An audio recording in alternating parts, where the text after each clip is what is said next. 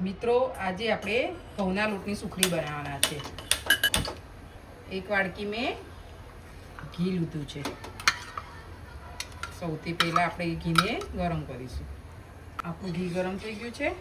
હવે એમાં આપણે એક વાડકી ઘી લીધું હતું, એ એક વાડકી જેટલો લોટ નાખ્યો હતો। એક ને આ બીજી વાડકી, 2 વાડકી જેટલો લોટ નાખ્યો છે। હવે લોટને શેકાવા દઈશું ધીમે ધીમે। હવે આપણો લોટ શેકાઈ ગયો છે। મીડિયમ ગેસ ઉપર 5 મિનિટ સુધી શેકાવા દેવાનો।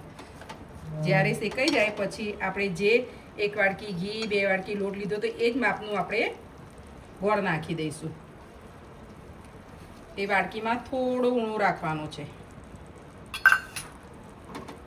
ને એ બધાને મિક્સ કરી દઈશું। હવે ગેસ બંધ કરી દઈશું। હવે આપણે બધું ગોળ મિક્સ કરી દીધો છે।